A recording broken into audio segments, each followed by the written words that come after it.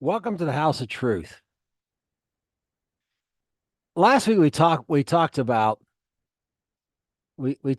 Jacob and Laban and why so much space was given to this man Laban in the Bible. 4 chapters. And basically Laban represents the world and Jacob represents the people of God. And how about how the world didn't value the things of God and so on and so forth. This week we're talking about another section of Genesis that's often people just sort of glance over a lot of it, except over most of it, I should say, over most of it. But today we're going to look into it and its significance and why it's there. And we're going to talk about Israel and Edom today. Israel, Israel and Edom, where they got their starts, and we're just going to jump right into it, and we're going to begin. We're going to begin right after we left off, right where we left off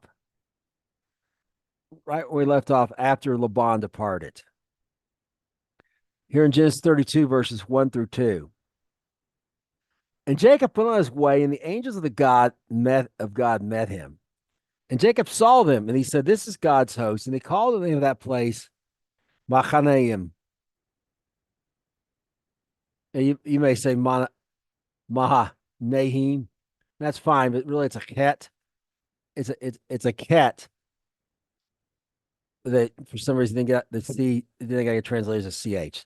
It's Menachim, and it means 2 camps. So Jacob is now Laban's departed. Jacob's on his way. Remember, he's been called back to the land of Canaan, back to his brethren to meet, which means he's got to confront. He's got to face Esau, and of course Isaac at some point. His father who he deceived, and his brother whom he not only deceived but did not treat with compassion when his brother was hungry. And on the way to that, these angels, a host, a bunch of angels meet him. This is not before like where he met the Malach Adonai, that's the angel of the Lord. This time he's seeing a bunch of them. And he has this inspiration upon seeing them because it's on his mind about how Esau's going to react. Because when he left Esau, Esau, he had deceived his father, and Esau had swore he was going to kill Jacob as soon as his father died. And Jacob does not know if his father's died or not. And he doesn't know what, but he knows God's told him he has to go back and meet with them. So he calls this place 2 camps. He gets some inspiration from seeing this host of angels, seeing that God's on his side, and some inspiration. And we're gonna look at why he calls this place 2 camps. It'll become apparent. So as we continue on here in Genesis 32, verses 3 through 8. And Jacob sent messages before him to Esau's brother, to the land of Seir, the country of Edom. And he commanded, saying, "Thus you shall speak to my lord Esau. Thy servant Jacob says thus, I have sojourned with Laban and stayed there until now. And I have oxen and asses, flocks and men servants and women servants. And I've sent to tell my lord that I might find grace in your sight." And the messenger returned to Jacob, saying, "We came to your brother Esau, and he comes to meet you, and 400 men are with him." Jacob was greatly afraid and distressed. The divided people that was with him, the flocks and the herds, the camels and the camels, into 2 bands. And said, if Jacob comes to the one company and smite, then the other company which is left shall escape. Okay, so his first thought, this was 2 camps. He's going to divide it into 2 camps. And the ideal is, his hope is, if Esau's, he's going to have them flee different directions, and hopefully Esau, one will get away while Esau is slaughtering the other one. So that's his hope. And I want you to notice, and I want to notice again, well, he tells me he has oxes and asses and mate and flocks and men servants and women servants. We're look at this and again, this importance here. He's gathered both people with him and livestock. Okay. And he's divided both into these two camps. Now, as we continue on in Genesis 32, verses 9 through 12, we read the following. I mean, this is Jacob's strategy here to divide them in two camps under the inspiration of seeing the angels. And we continue on in Genesis 32, verse 9 through 12. We read the following. And Jacob's is in desperate straits here. He's afraid, as we just read, because he thinks his brother is coming to kill him, and he has no chance against that army, 400 men. So now look at what Jacob does in verse 32 through 9 through 12.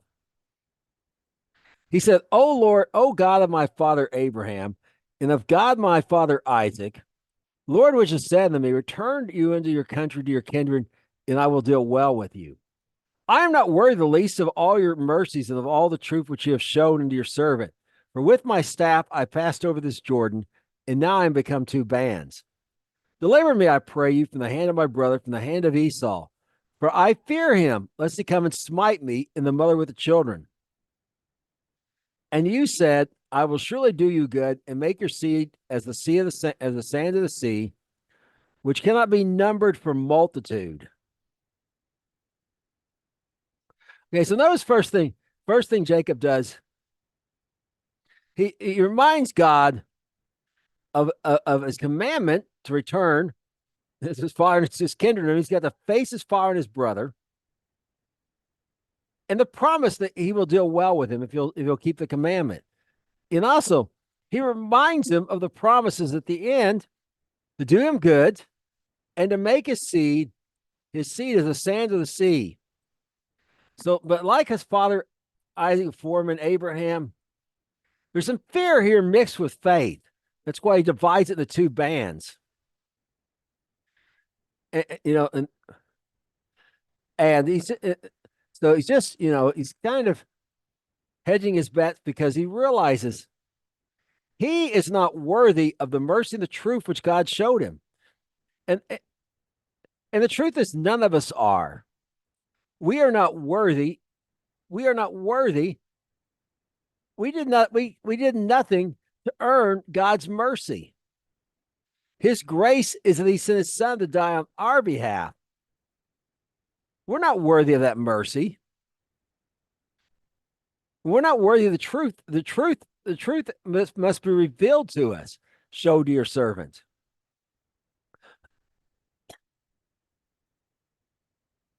That we cannot. It's not about us being smart enough or what.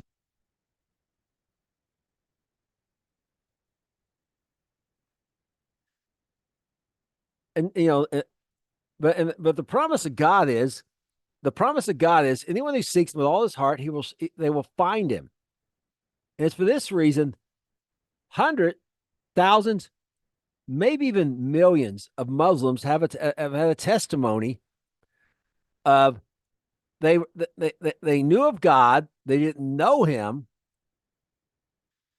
but they knew. But Muhammad taught that God's ways are so mysterious, you really couldn't know if you were doing right in his eyes or not. You basically had to wait to find out the end and get, what kind of grades you got, as it were. And they've wanted to know God and they've sought him.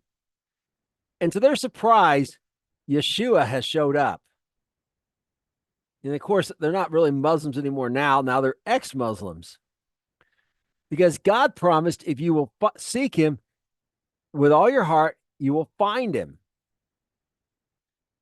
And then later, often God gets a Bible in their hands some way, and they can get more revelation of God. But that revelation comes from God. And it's not just true of Jacob. It's not just true of these Muslims I just talked about. It's true of all of us. None of us come to the knowledge of the truth on our own. I don't care how high our IQ is. I don't care, how good, whatever else people may think, their intuition or whatever. No, all your part is to seek God, like Jacob's doing here. His part is to reveal the truth to you. And not only that, notice with my staff came with this path, and now I become two bands. Jacob recognizes everything he has came from God. It wasn't his own works. The fact is, people can work very hard and be very poor.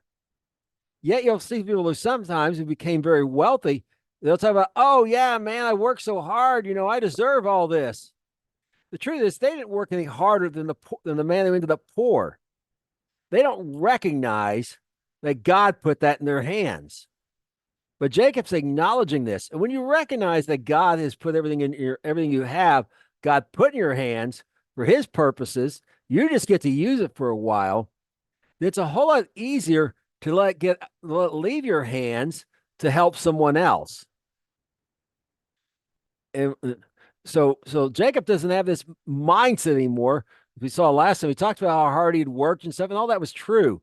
This oppression, but he would have left with nothing if God had not intervened, as we saw last time. And he recognizes God is the one that blessed the work of his hands.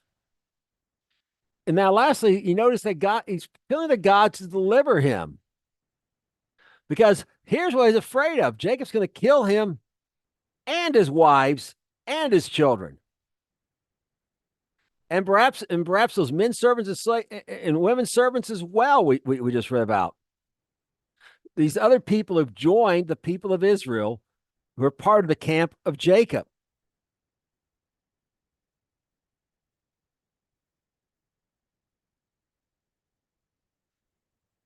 And now we're going to start looking at God did not. Now we're going to look, and Jacob's going to continue on with his plan. He's appealed to God, but he hasn't heard anything yet. So he's going to continue on with his plan.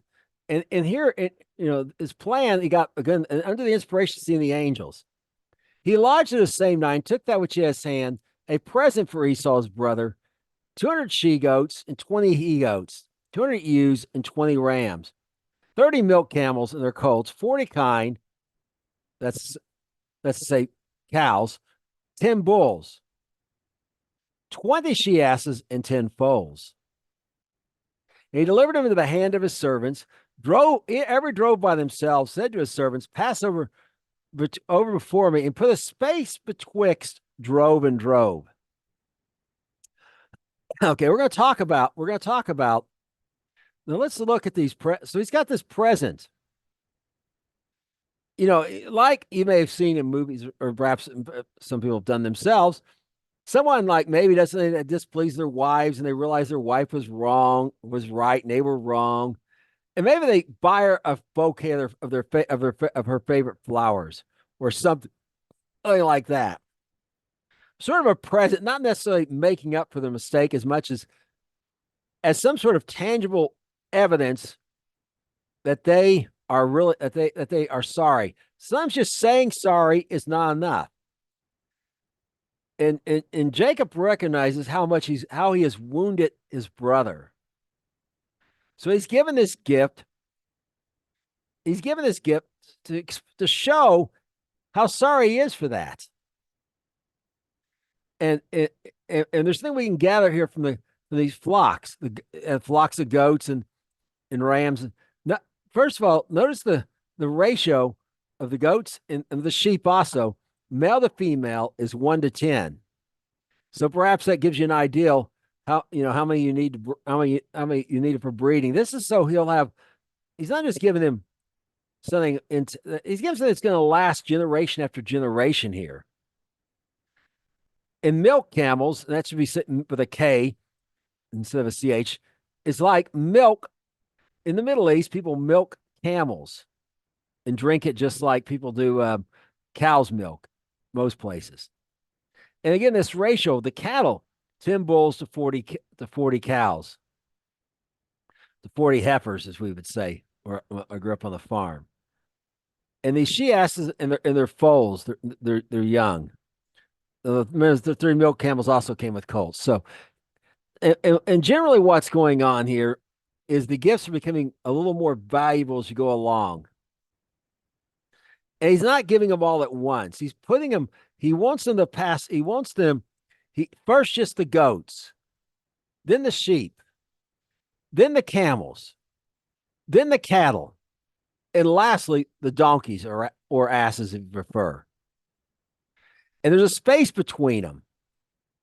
So so he's hoping each gift will soften Esau's heart a little bit. You know, and also a show of how sorry he is. And there's a little bit more to this too that perhaps he doesn't recognize, but he doesn't realize. But there's going to be there's a little bit more to this than what's apparent right here at this time. We'll talk about that at the right time. Now, as he continues on, we read this, and he commanded in Genesis 32. We continue on Genesis 32 in verse 17 through 20. We read this. He commanded the foremost, saying, "When Esau my brother meets you and asks you, saying, Whose art you, and whither goest you, and whose are these before you? Then you shall say, These be your servants Jacob's. It is a present sent to my lord Esau, and behold, also he is behind us. And so command he the second and the third, and all that followed the drove, saying, All this manner you shall speak unto Esau when you find him. And say moreover, Behold, your servant Jacob is behind us. For he said, I will appease him with the present that goes before me, and afterward I'll see his face, peradventure he will accept of me." Okay, so he gives them these instructions, as we just saw. But what, what's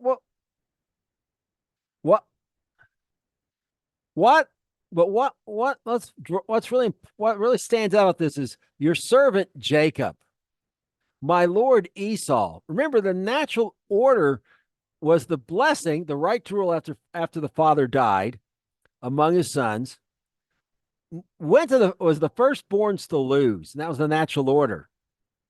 Now, Jacob had gotten this blessing from his father by deception.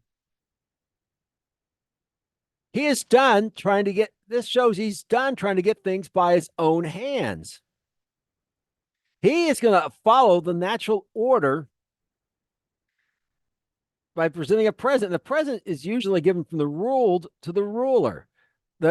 Remember we read in Proverbs, we were studying wisdom with dealing with rulers wisely. A present turns away their wrath. Tribute.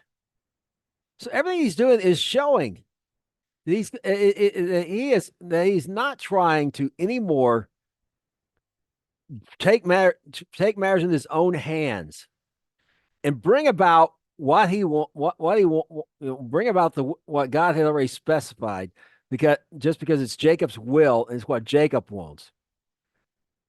He's going to let God make the change and bring about his will himself. He's done trying to bring it about himself through deceit and trickery and everything else.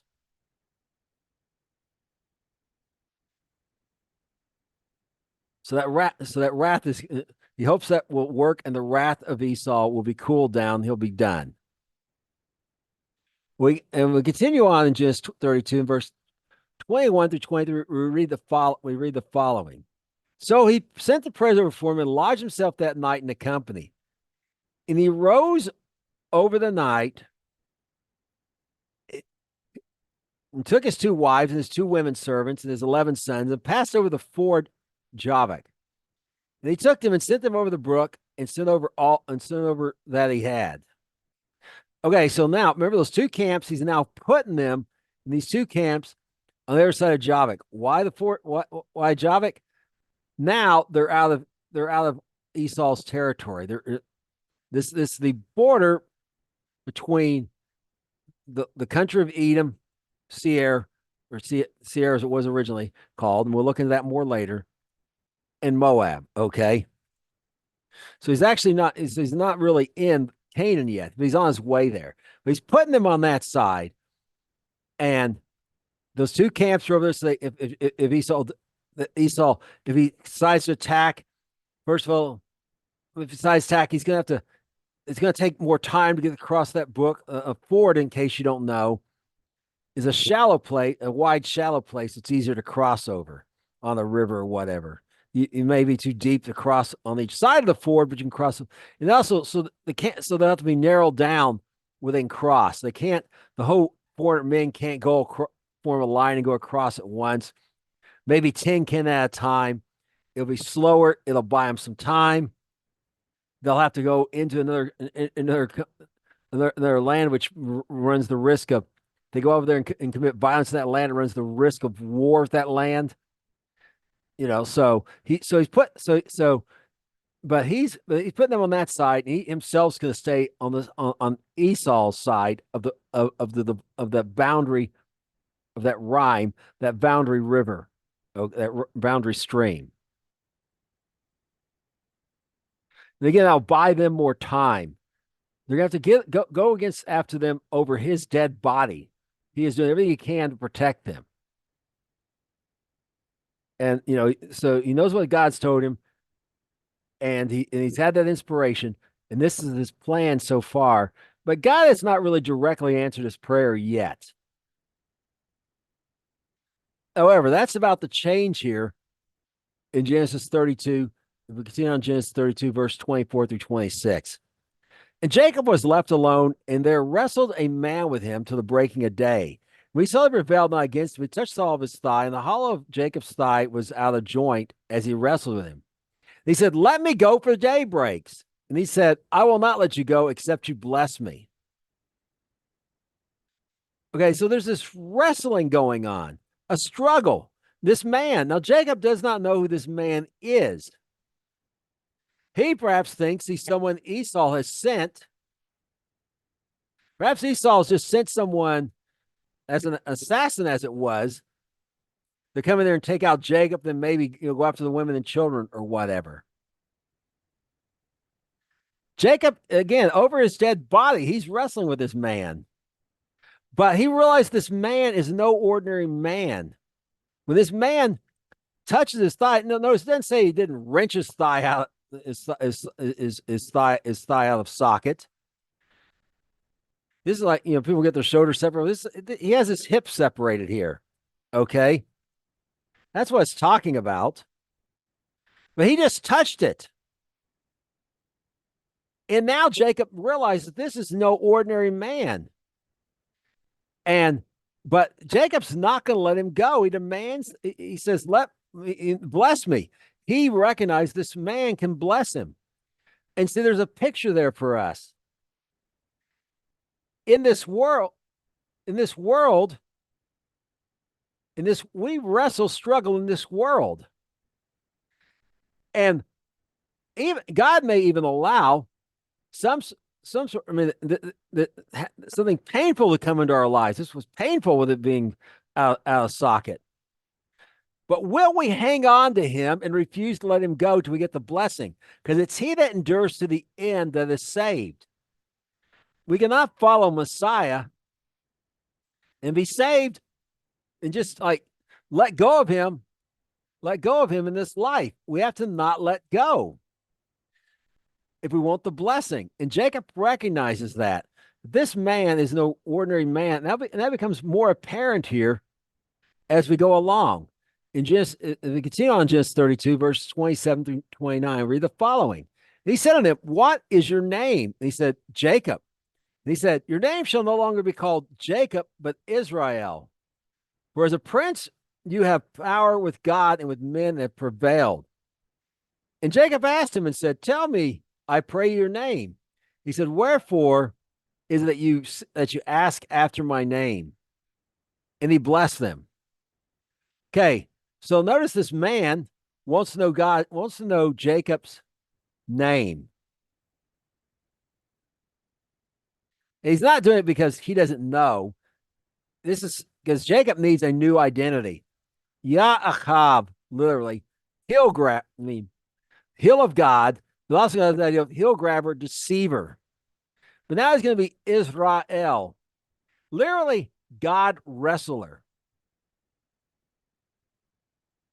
He wouldn't let go. He overcame. He has power with God and with men. He's going to overcame. Why did he overcome? Because he wouldn't let go. It's the same way with us. We will overcome this world if we will not let go of God, regardless of what happens to us, good or bad.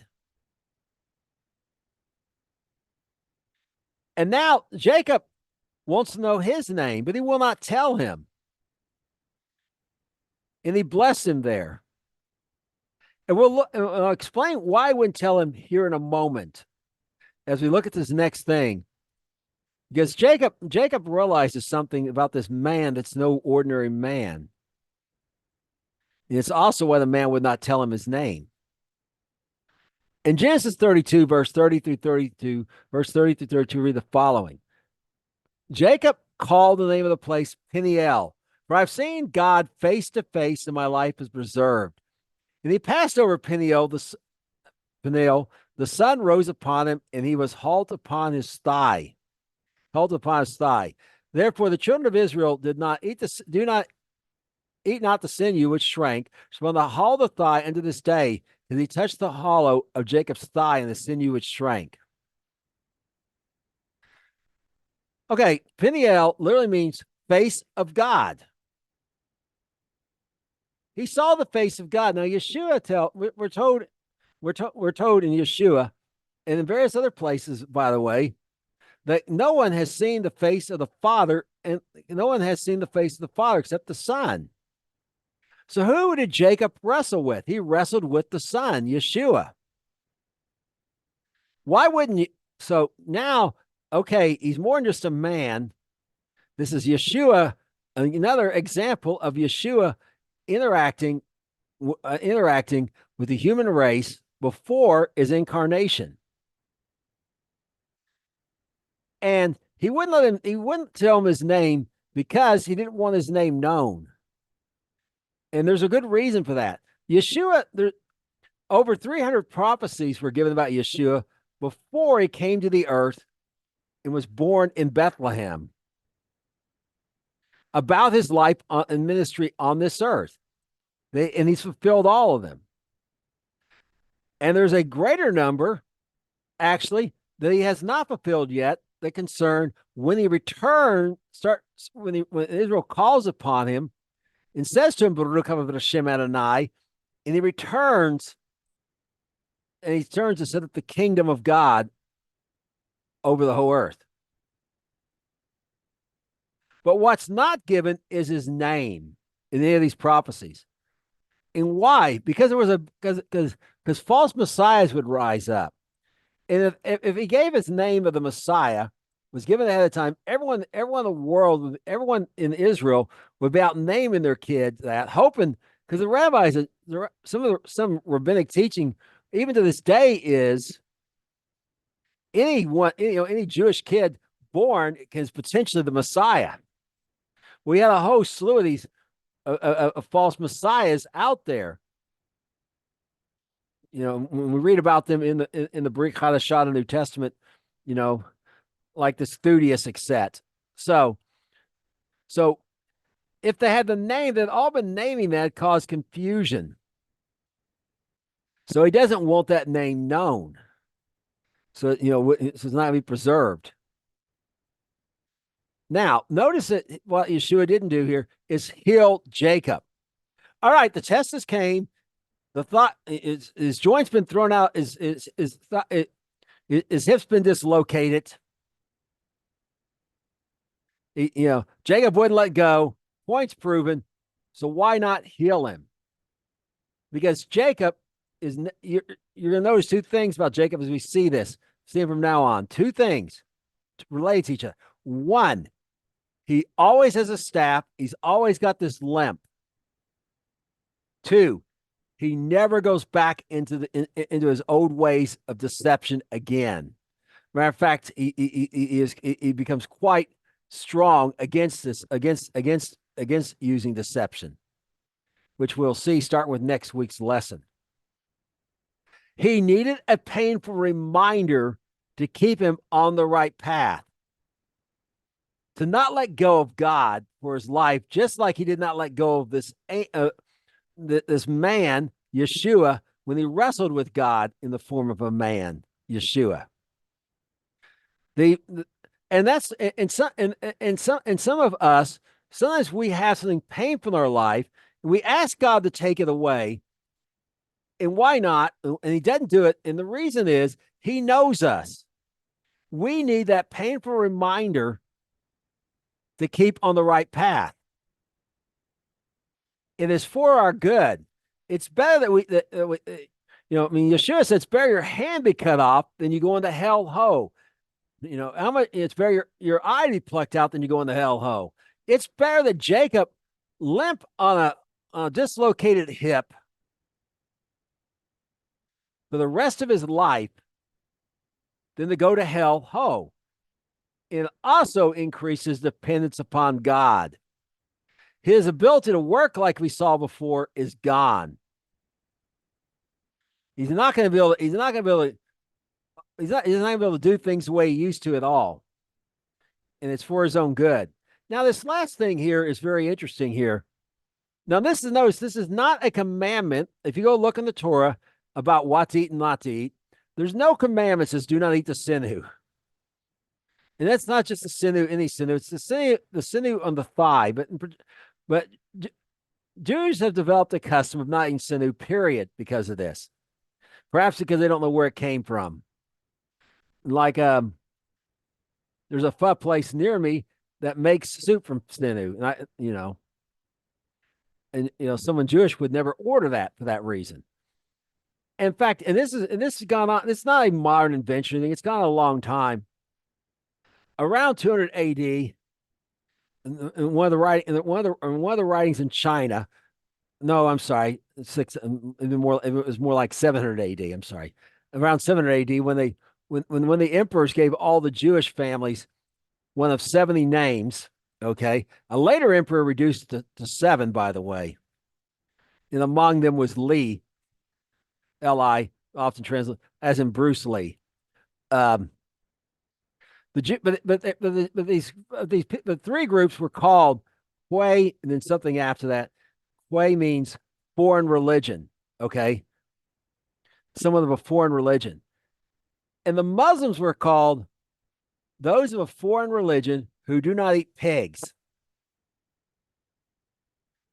because in Islam, halal doesn't allow people to eat pigs, except just like but Christians were called those of a foreign religion who don't eat the divided hoof, which shows us something that the believers who first came to China, who were there way in ancient days, had kept the same dietary laws as God gave in the Torah.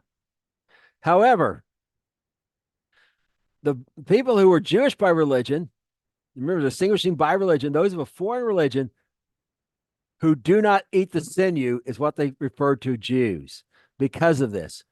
Again, it's a custom, and also honor and obey your parents. Perhaps they had commanded to their children not to eat them, and they kept that up. And there's nothing wrong with that. As long there's nothing wrong with this custom. This custom. There's nothing wrong with keeping it, but it's not commanded for everyone.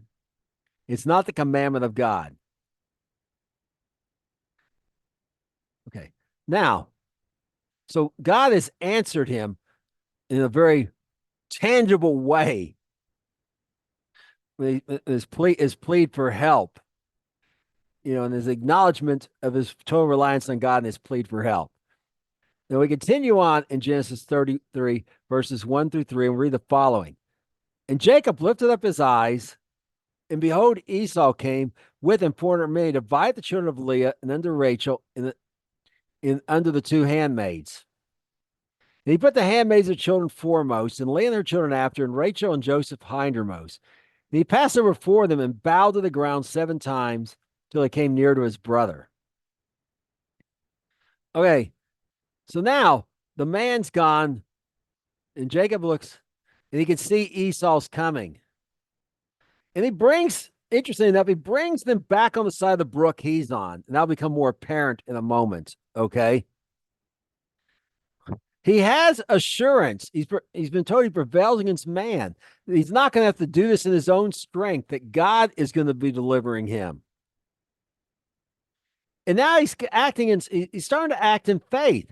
So he brings them onto his side of the brook, but he puts them again in groups with, and notice, it's a little hard for us to understand often in America having generally polygamy. But when people had multiple wives, it wasn't uncommon to put one wife had to be in charge of all the women, and would divide them, and the older wives would teach the younger women how the husband liked things and whatever, and that kind of thing. So there's kind of a pecking order among the wives. Well, Rachel's his favorite. He's put her in charge, even though she's younger than Leah, and he's put them with the most valuable, with the least valued wives, the handmaids first, and the most valuable wife, Leah in the back, Rachel in the back, and Leah right before her. In case Esau starts there, some will escape. He still has this thought that maybe some may have to escape, and he's got a preference about who, okay, for certain. And he's bowed 7 times. So he sees his bird coming, he starts bowing. And he bows till his bird comes there. Now, another benefit possibly in his mind about limping on the Esau's not going to see him as a threat with him limping like that. May even feel a little pity for him. Because Esau, there's nothing indicating that Esau, is having any kind of handicap at all like that. And he's bowing to his brother, but it doesn't stop there. And we're gonna look at Esau's reaction to this bowing in these presents, and we see it here in Genesis 33, verse 4-7. Esau ran to meet him and embraced him and fell on his neck and kissed him, and they wept. He lifted up his eyes and saw the women and children, and said, "Who are those with you?" And he said, "The children with which God has graciously given your servant." Then the handmaidens came near, they and their children, and they bowed themselves. And Leah also, their children, came and bowed themselves, and came after Jacob and Rachel, and they bowed themselves. So first of all, notice that Esau, what's this remind us of? The father of the prodigal son when the prodigal son returns. The son has his plan and thinks he's not, maybe dad will let me be a servant. Maybe, huh? And the father will have nothing to do with it. Esau did not come out to kill him, as he had assumed, like Abraham had, like Isaac had. He had made assumptions that just simply were not true about other people. Now, in his case, he had some good reasons. Last time he saw his brother, he said he was going to kill him. That's a pretty good reason. And as far as he knows, he's going to kill him after his father died. As far as he knows, his father's dead, possibly. So he's got, or maybe his brother just doesn't care if his father's, father doesn't have to know. Jacob had hidden things from his father. Perhaps Esau would too. He just doesn't know. So, so he's got maybe a little bit of doubt going in there. But just like the prodigal son, after his father does that, he starts, giving a speech to his father anyways, Jacob is carrying on this thing here. And they're all bowing. And what's that show? That Esau, the birthright naturally belongs to Esau. I'm sorry, the blessing naturally belongs to Esau. The birthright's a different thing. We'll talk about that a little bit later. But the blessing naturally belongs to Esau, and he's acknowledging it. And he's relying on God to bring about the will of God that was made known before him and Esau were ever born while they were still in the womb. He no longer is trying to make it happen himself.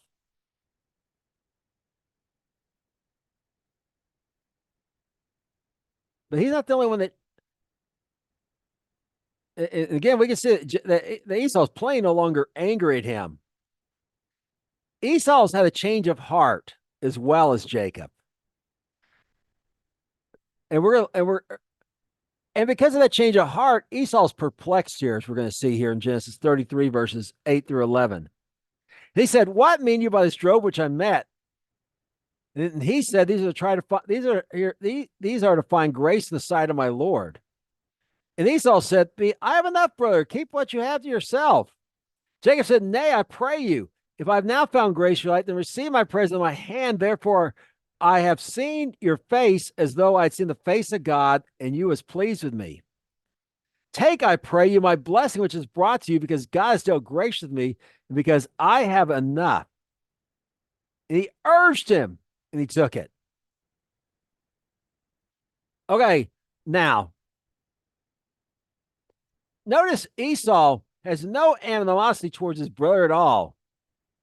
And he has come to accept the fact that God's will has been made known, and that God and that God is ultimately going to, and ultimately Jacob is going to have the blessing. He's accepted this, so he's perplexed why his brother's given him, as it were, like tribute. But Jacob feels notice he calls him my Lord again. Jacob wants things to be right between them. And this present will be a constant reminder. Because remember, Jacob's flocks were the brown among the sheep, and the goat and the cattle were the ring streaked, the spotted, and the striped, the ones that were less desirable. So not the ones with the solid, nice coats. Well, Esau most likely has animals. He's probably cultivated his own flocks and herds of these more desirable animals. So every time he goes out there and sees these animals, remember, and he's giving them pairs so they can reproduce, etc. It's going to remind him of Jacob. Now, I want you to notice what Jacob did not send to give to his brother, just like Abraham, just like Isaac, when they dealt with Abimelech. He did not give them the people, the male and female slaves. Why? They have now become part of the household of Jacob. They now are worshipers of God, and he's not handing them over to someone whose household to be part of a household that does not worship God. And that'll become more apparent as we continue on.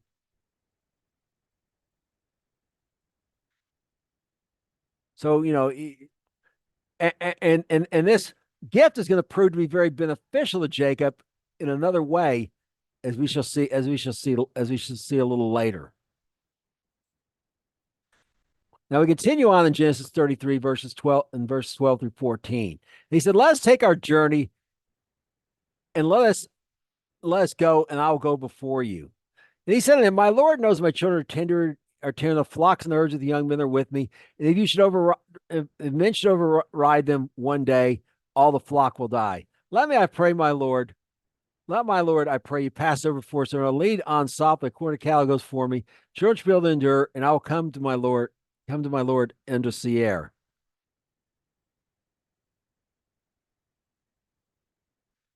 Okay, so first that's Esau talking. He says he'll go before him. He's going to protect him. Take their journey, and he will protect them. Well, Esau has some of these flocks and stuff that Jacob has, but he doesn't have the women and children. And Jacob didn't give him. He gave him some camels, yes, but the other ones, the animals he gave, did not have young calves, young lambs, etc. Okay, so Jacob will slow him down without a doubt. And he can't go as fast as Esau, or as he said, all the flock will die. Men overdrive them. They go too far. They don't give them enough time to eat. they'll or you can drink water, etc.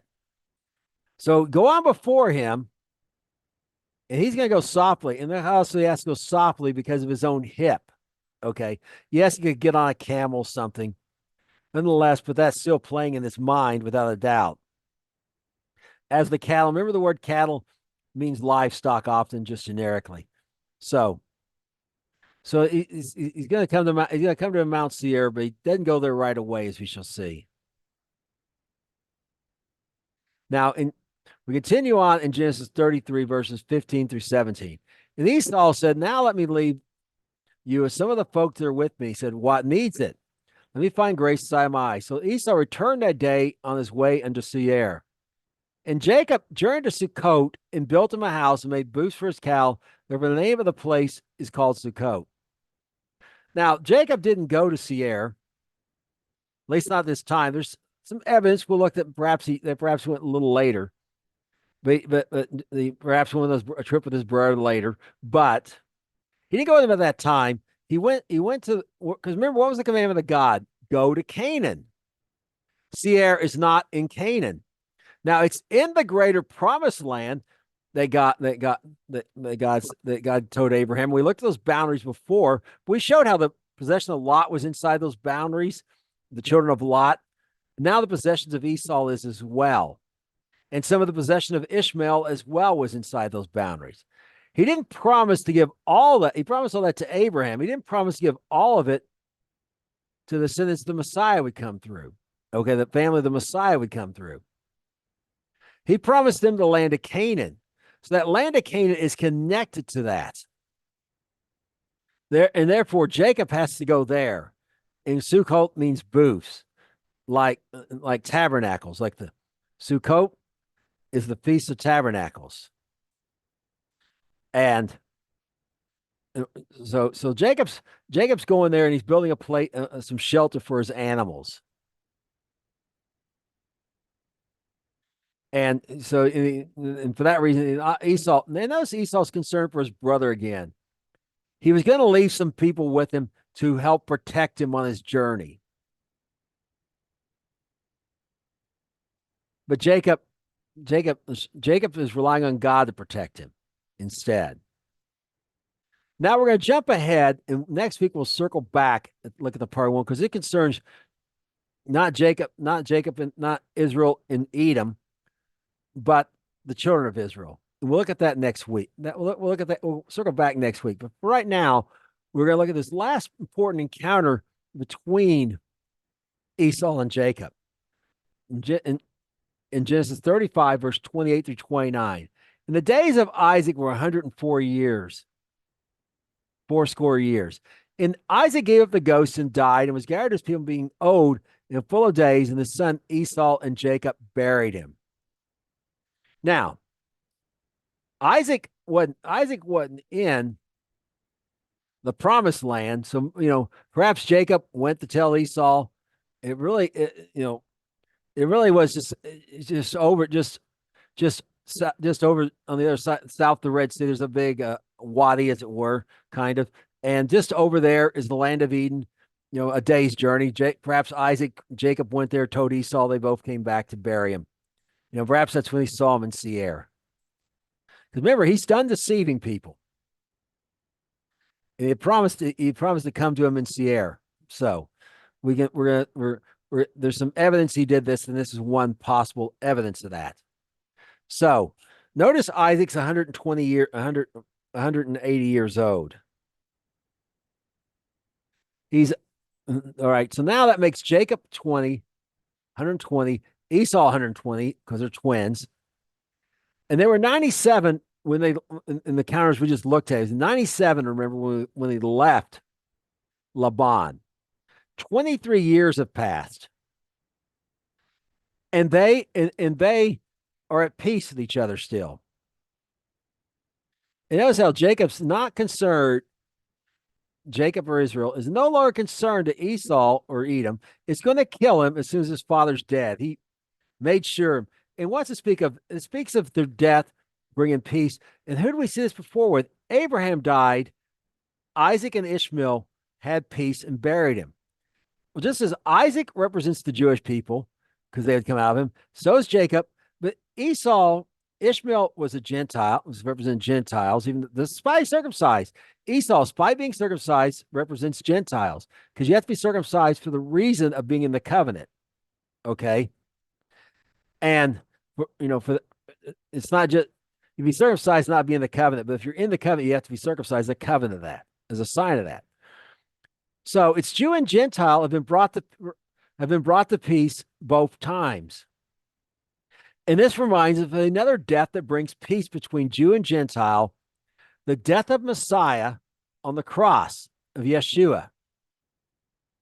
It would ultimately make Jew and Gentile one together. And notice they're his sons. Esau never quit being the son of Isaac, Yitzchak.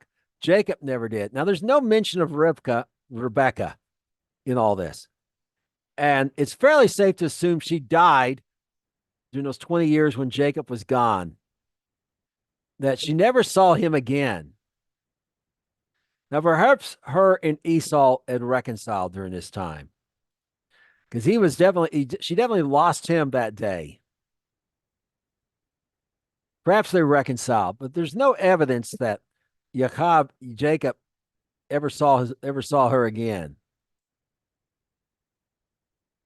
Until his brother's wrath cooled off, turned to be 20 years. And we don't even know if it really took that long, but it was definitely cooled off after 20 years. So, her plan in that regard worked. So now we're going to focus on Esau or Edom and his descendants. We've already talked about Jacob, who's also called Israel. And notice how Israel and Jacob are now being used interchangeably. Esau and Edom is the same way, but when you're talking about the nation of each, Israel, the normal term, God wrestler. So they'll say a prince among God with God, but literally it's God wrestler. And by the way, the English word wrestle, it passed through several languages, actually comes from the word Israel. Just a little side note there. But Esau means hairy, like a goat, and Seir means goat. It's a land it's a land, even to this day, for its good hunting with wild goats. And that really just suits Esau fine. Just like Ishmael, the land he gave was a land that really suited him and his personality well, anyways. So we're going to continue on here in Genesis 36, verses 1 through 5. Now, we're going to wrap up by looking at Esau, or Edom, and how things went after this. Again, it'll show the animosity is completely gone. In Genesis 36, verses 1, we start with Genesis 36, verses 1 through 5. Now, these are the generations of Esau, who is Edom. Esau took wives of the daughters of Canaan, the daughter of Elon the Hittite, Aholibama,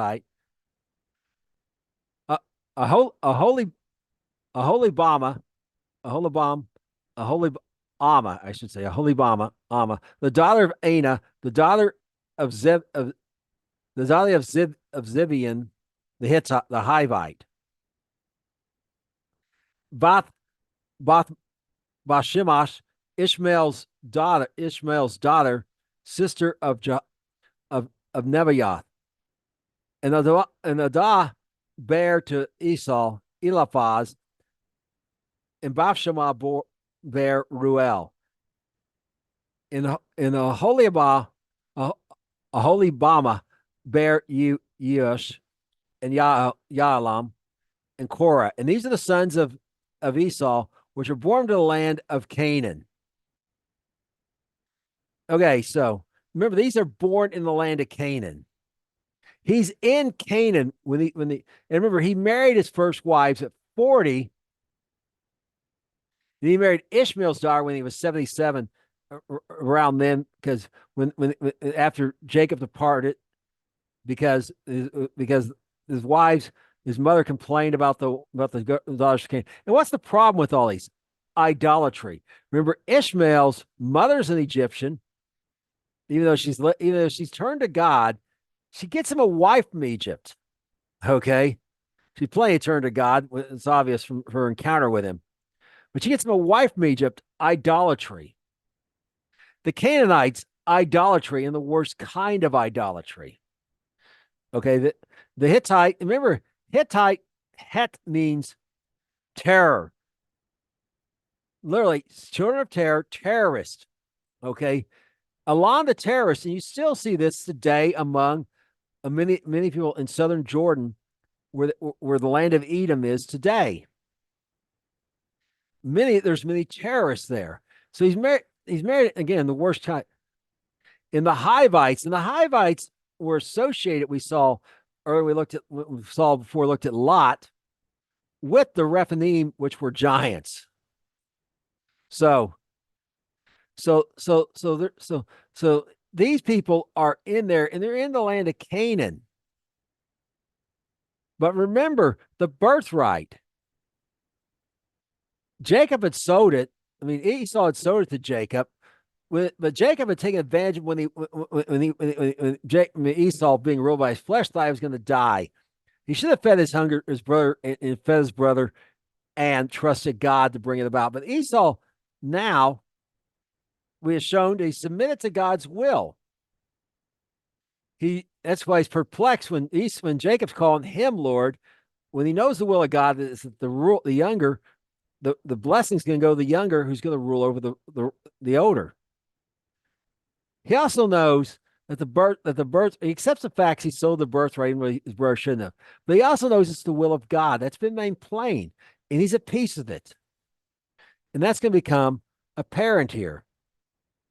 And then Jacob, in Genesis 36, verse 6 through 8, read the following. And Esau took his wives and his sons and his daughters, and all the persons his house and his cattle and his beasts and his stuff, which he got in the land of Canaan, and went into the country from the face of his brother Jacob. For the riches were more than they might dwell together, in a land of which they were strangers could not bear them because of their cattle. Thus Esau dwelt in Mount Seir. Esau is Edom. Okay, so Mount Seir is inside those boundaries. Now, if you look at the area of Seir, it's not just the one mountain, it's all this area around it. Okay. But Seir means goat, and again, wild goats. And it's a land that's wild and has lots of hunting. And parts of it will support, cattle means livestock, will support cattle. And some of it is only going to support goats, maybe, because it's all brush and whatever. But also, and also because of the situation of water, a lot of it is dominated by wild animals. And Esau is a hunter. And so he's not by moving there, he's acknowledging God's will be done. Canaan is the land over he's leaving is twice the size of the land he's going, because the birthright is a right to a double portion, particularly of the land of the father that the father leaves behind when he dies. Isaac is dead. And Esau is now honoring God. Isaac has also accepted the will of God here. Because remember, Isaac was trying to overthrow it by giving Esau the birthright. The blessing. And he's moving there, and he's moving to the land of Canaan. But he didn't move there right away. And what prompted him to move was that blessing, that those cattle that Jacob gave him. All that livestock he gave him. Remember, Esau said he had enough. Well, he had as much the land in Canaan was going to support. Now he needs more land. And he's going to go over to Seir. And there's a family connection there as well, as we see. And really, all this suits him. And just like Abraham and Lot had to separate because the land wasn't big enough for both of them. Hey, this land ain't this ain't big enough for both of us, Ain't big enough for the two of us. Okay, so one of them had to leave. Same thing. Well, Esau is submitting to the will of God as well. It's not just Jacob's heart's been changed, it's Esau's. So it's working out that the will of God's being done, and Jacob didn't have to do a thing to bring it about. except trust God to do so.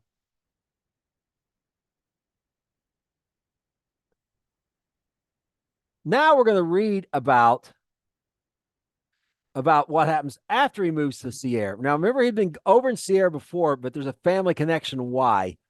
And he liked the area, obviously. But now he's moving there permanently. And we're going to see what happens after he moves there permanently. And these are the generations of Esau, the father of the Edomites in Mount Seir. These are the names of Esau's sons: Eliphaz, the son of Adah, the wife of Esau; Reuel, the son of the son of Abashamath, the son of Esau, the wife of Esau.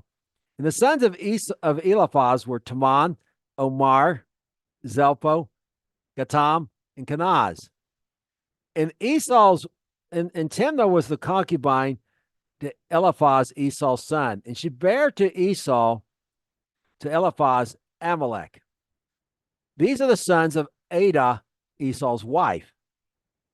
And these are the sons of Reuel, Naat, and Zerah, and Shema, and Emiza. And these are the sons of Abashama, Esau's wife. And these are the sons of Aholibama,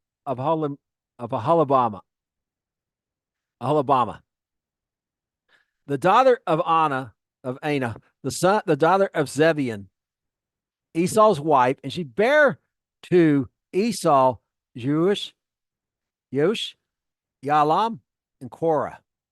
So now Esau's had three wives, 5 sons, but his sons also have sons, and we're going to see the significance of that in a moment.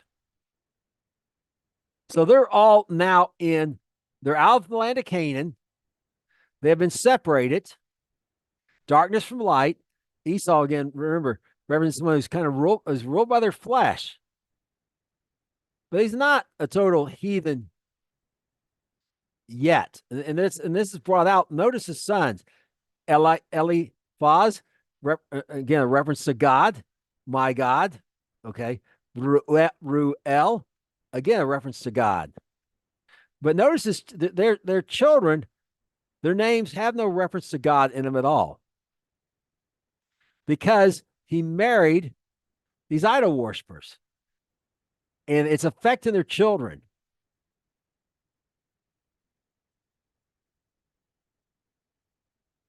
Because Esau, again, represented by the flesh, and men are ruled by the flesh. As long as their wife's pleasing them, particularly in the bedroom, they'll let her run the religion of the house. They'll go along with whatever customs their wife wants, and so on and so forth.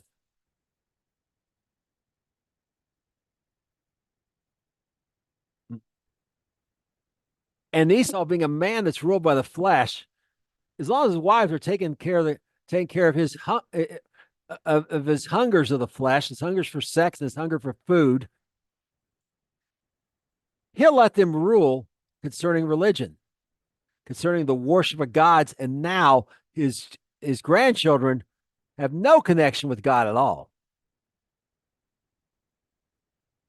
Now, we're going to continue, but nonetheless, the blessing of God is upon them, as we see here, as we continue in Genesis 36 and verses 15 through 19. These were the dukes of the son of Esau. The son of Eliphaz, the firstborn son of Esau, Duke Taman, Duke Omar, Duke Zepho, Duke Kenaz, and Duke Korah, and Duke Gatam, and Duke Amalek. These are the dukes that came of Eliphaz in the land of Edom. These are the sons of Adah. And these are the sons of Reuel, Shuel's son, Duke Namath, Hamath, Duke Zerah, Duke Shema, Duke Mizah. And these are the dukes that came of Reuel in the land of Edom. These are the sons of Bashama, Esau's wife. And these are the sons of Aholibama, Esau's wife, Duke Yeush, Duke Yaalam, Duke Korah. These are the dukes that came of Aholibama, the daughter of Anah, Esau's wife. And these are the sons of Esau, who is Edom, and these are their dukes. Okay, Now, first let me explain this Duke business, okay, why it's translated Duke. The idea is noble. And what it is, each, like Taman is, and so on, these places, they all built cities and they have themselves, and you have city states, okay? They have city states, and there's 12 of them, just like the 12 tribes of Israel. He has 5 sons, but he has 12 grandsons, and these 12 grandsons are now gonna be nobles in the land, in the land, and they are all descendants of Edom. And of course, there's a connection to each one of them's wives. Now, of course, I mean, from each wife, they're listed out by the wife they came from, the son.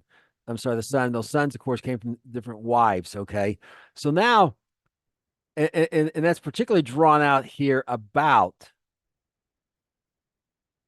Aholibamah, the daughter of Anah.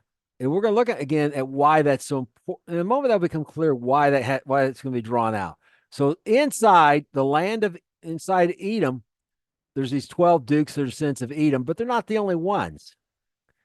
Now we see in Genesis 36, verse 20 through 25, we find the following.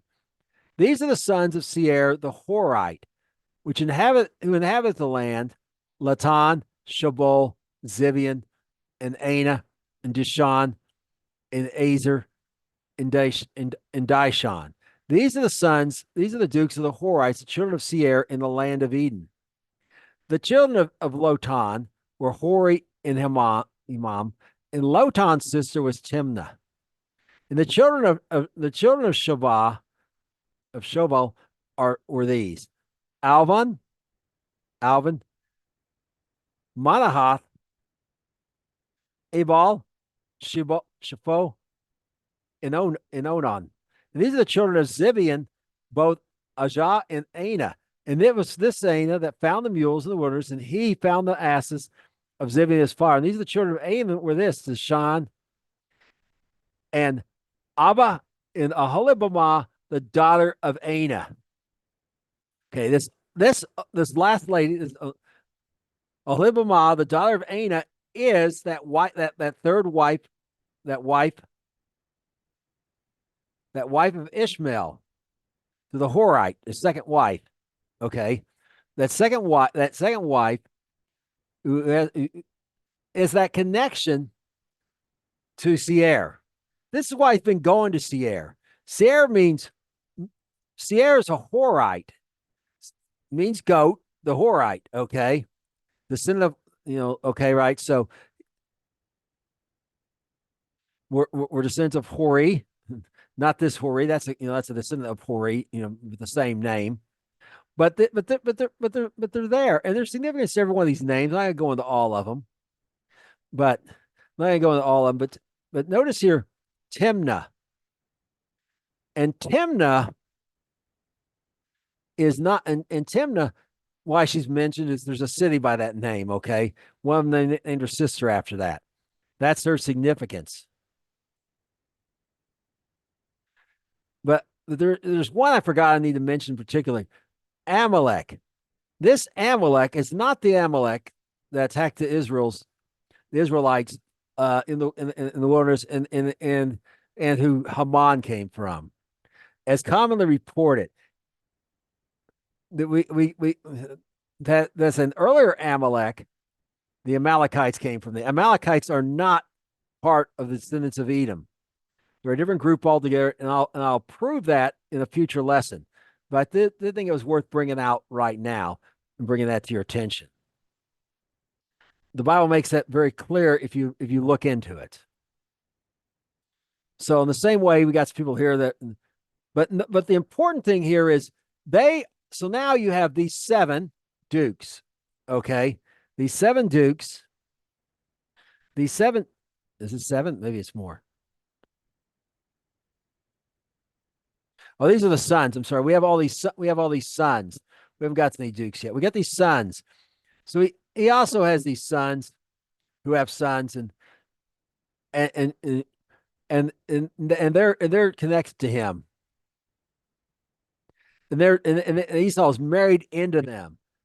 And that's why he's been invited, why he's been out there in Seir, and why he's going there. But now he's brought his people in and they've set up city states, but they're not setting them up alone. They're not taking over and throwing these people out. Okay. And remember, they're Canaanites, and they got all this evil. And it's the will of God. They either repent or be thrown out of the land. But he's just going to live with them because of this family connection. Now we see what happens with them in Genesis 26, verse 36, verse 26 through 30. And these are the children of Dishon: Hemdan, Eshban, Ithron, and Haran. And the children of Ezer are these: Bilhan, and Zaavan, and Achan. And the children of Dishon are these: Uz and Aran. And the dukes that came out of the Horites: Duke Latan, Duke Shobal, Duke Zevian, Duke Anah, Duke Ishan, Duke Ezer, Duke Dashan. These are the dukes that came out of Hori among their dukes in the land of Seir. And they're there first. And notice there's 7 of them.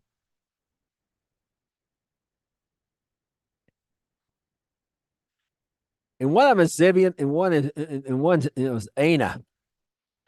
So and these, like we described earlier, the dukes back in England, way back. Well, we'll get back to that. But think about in America, they're like governors of a state and there's a there's a larger country. Well, in this case, there's 12 from Edom, 7 from these people. Okay. Oh, and I forgot to mention something here. The significance of this mule in the wilderness. Okay. Why bring this up? I mean, this man was famous for that. Mules in the wilderness. Well, it tells us something about the wildness of the area. And mules, of course, are a crossbreed of horses and donkeys and generally not sterile. So these were feral. They had gone wild. But it tells us about the wildness of the area is why this is brought up. Okay. And the mention of asses as well. Out there, asses are hunted even to this day by Arabs for sport. And you get one shot. Generally, they can run 50 miles an hour. And they can hide in the brush pretty quickly and just become invisible. So a lot of times people literally get one shot at them. They have to go around and find some more. So this tells us something about the area there, and why he's famous. He is famous for, and perhaps even elevated him to his position of duke.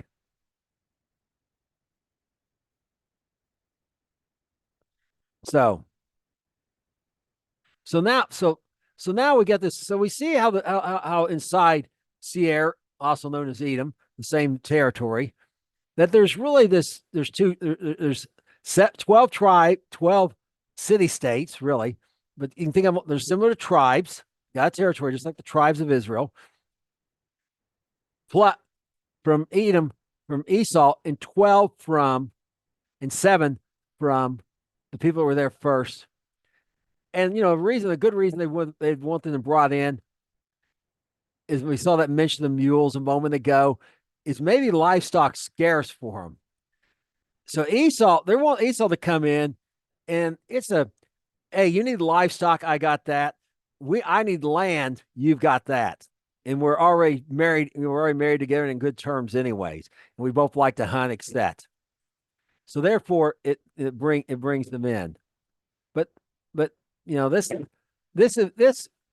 be a confusing system without anyone ultimately in charge. And that's what gets addressed here in Genesis 36, as we continue in Genesis 36, verse 31 through 34. And these are the kings that reigned in the land of Edom, for they reigned any king over the children of Israel. Bela, the son of Beor, reigned in Edom. And the name of his city was Dinhaba. And Bela died, and Jobab, and Yobed, the son of Zerah of Basra, reigned in his stead. And Yabed died, and Hushan of the land of Tamani reigned in his stead. Okay, so what do we see here? We see that they recognize you're going to have to be a king. But notice something. The first thing we'll notice about the kings is that's not a dynasty. These kings, there's no set rule over who's going to be next king. And it's a situation well, like it wasn't uncommon back in the day, back in ancient times, and they had various ways to decide the next king. Sometimes they'd be appointed, just like the Pope will often appoint someone, like sometimes Roman emperors did, who they wanted to succeed them when they died, and they had to be approved by the Senate, they had to be approved by the cardinals. A system like that. Sometimes someone became king next or emperor next, by killing the former one, or staging some sort of coup or something like that. Some sort of rebellion. Remember that Isaac had mentioned the Esau, this connection of the sword with Esau. Okay, and and remember Isaac had also said that Esau, when he got the upper hand, would break free from his brother's yoke, and he's definitely done that. He's out here living independent now from his brother completely. But another way was like the high king system in England, where you had a king that was a duke. The dukes were the equivalent of the kings. The kings were really just kings of little city states, who was over the other kings, and they had different ways. Often they just decide on someone. Sometimes the Irish did the same thing. Sometimes they might decide by the last man standing. They duke it out, pun intended, and people either have to be killed or yield. Like if you saw the movie Black Panther type thing, okay, decide who's king. So there's no set succession here, and it tends to lead to intrigue and chaos and violence when you got that system.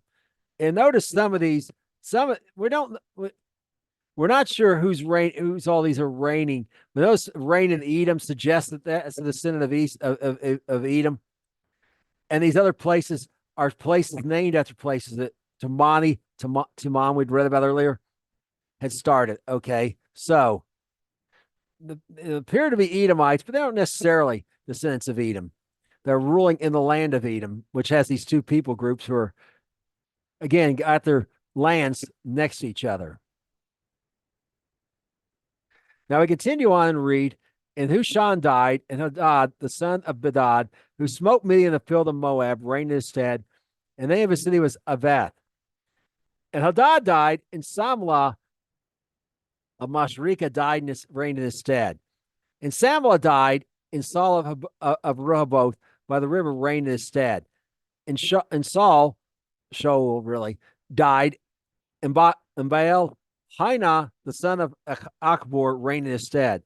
And Baal Haina, the son of Achbor, died, and Hadar reigned in his stead. The name of his city was Paul, and his wife's name was Mehetabel, the daughter of Matred, the daughter of Mezahab. Okay, again, all these names have significance. We're not going to go into them. There's a reason why we're told these names, particularly about someone's being the daughter of somebody. Okay, who's otherwise not referenced. There's significance to their names that tells us why they're referenced here. We're not going to go into all that, but what we are going to do is we're going to look at the fact that we continue to see this chaos, this instability inside the land of Edom, and notice that now this another guy comes and he moves the capital. Avith is his city. He moves it there, and finally we have a third capital. And remember, this is going on for 8. This has gone on. If we count, we're going to see it's 8 generations. Bela's first, then Jobab, and then Husham. That's 3. Hadad's 4. Samlah is 5. Shaul is 6. Belahanan is 7th. And Hadar is the 8th. Okay. If I remember right, it's Hadar really. It's really a cat, not a hay. But anyways, okay. So this gone on, and so this goes on the entire time they're in Egypt. Israel's going to be in Egypt and when it comes out as well, it's still going to be going on. So there's this chaos, and the capital itself's getting moved. All right. So it just speaks of instability. And also notice by the river. And usually when you see by the river, that phrase, it usually is a reference to the Euphrates River. And tells the land went a little further over at least at some point reached over by the river. Okay. Rehoboth. Rehoboth means Rehoboth means a room, means room. And it could refer to this guy was in the land of Canaan and moved down there, but probably not. It's probably another Rehoboth. And that river is most likely Euphrates River. So it went outside a little bit of the border of the border of Israel of Jordan today, and perhaps a little maybe not very wide strip went all the way reached over to the Euphrates River. It definitely didn't reach all the way to the Euphrates at the southern end because Babylon's there, etc. So we're not sure where, this river's not necessarily defined, but usually that term means the Euphrates. It could possibly mean the Jordan River, just below the brook Java that feeds into it. That could be the river as well. So it gives us a general idea. So the land of Edom here, which is formerly the land of Seir, it's now become Edom. Esau is now referred to as Edom. Inside Edom, there's really these two people groups who are becoming one people, who are men are marrying, becoming one people. And we're going to see a similar scenario option for that that's going to be presented to Jacob in our next lesson. Okay. But Esau has totally bought into the deal in Edom, is taking this deal. And Edom is now these two groups in this one area. And again, they may be from different they may be from these different these dukes becoming king after the last king dies, however he died. So it's chaos. It's a little bit of instability and chaos inside the land, and a lot of infighting, which again goes back to Isaac Yitzhak's reference to the sword with Esau. Okay, now we'll wrap up here in Genesis 36, verses 40 through 43 with these thoughts. And these are the names of the dukes that came to Esau according to their families at their places by their names: Duke Timnah, Duke Alva, Duke Jephthah, Duke Aholabama, Duke Elah, Duke Pinion, Duke Kenaz, Duke Timon, Duke Mibzah, Duke Magdiel, Duke Aram. These are the dukes of Edom, according to their habitation of the land of possession. He is Esau, the father of the Edomites. You remember, Edom means red, right? Because of the red lentil soup they'd sowed his birthright for. Okay, so this is also, he's red and covered with hair, hairy like a goat's what his name literally means. Now you may notice that some of these, only a couple of these names are the same as we saw before. And people get worked up about that. Like, well, first of all, in the Bible, people often have two names like Esau and Edom. We see just right here. But it could also be that these are later dukes, and these are dukes that would appear that they're the dukes at the end of that chronology of those kings we saw. These are the dukes of Edom that they came from Esau. These dukes that are in his portion, that are over his city, over the city states that belong to his, that are inside the land of Edom, and possibly even the other dukes have all been absorbed into there. So there's one last thing I need to bring up to you. I meant to bring it up a smidgen earlier and I forgot. It's about these two camps, because what happens with the two camps? The two camps foreshadow the house of Israel. And we'll go back to here. Remember, he divided them into camps beforehand over there, but now they're all on his side of the river. And those two camps foreshadowed the two houses of Israel. The kingdom of Israel, the United Kingdom of Israel under Saul, David, and Solomon, would be divided into two kingdoms. But under Messiah, it will once again be one kingdom. And this is what's going on when he, it's foreshadowed by this. When he sees Esau And he's had that encounter with God, and those Pete is relying on God. There's no more reason for division of the two camps. And so it foreshadows what's coming. Was it what is coming?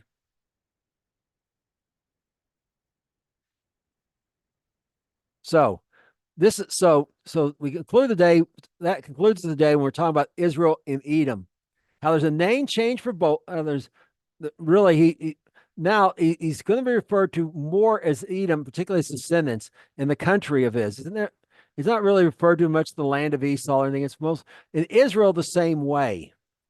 They both had a change of heart, a change of, but they went two different routes after that. Esau has allowed foreign gods, not just his wives, married wives who worship these, but their influence has grown where there's no reference to God at anywhere. You can see in the names, there's no reference to God anymore at all. One of them here, one of the kings is named after Baal. But what about Israel? Because remember, Rachel had brought his son, her father's gods. Jacob didn't know it, and they're still with her. Is he going to allow these other gods to be in his house and his camp, like Esau in Edom, which led to all this chaos we talked about? We'll look at that next week when we resume and we talk about the children of Israel. Until then, shalom.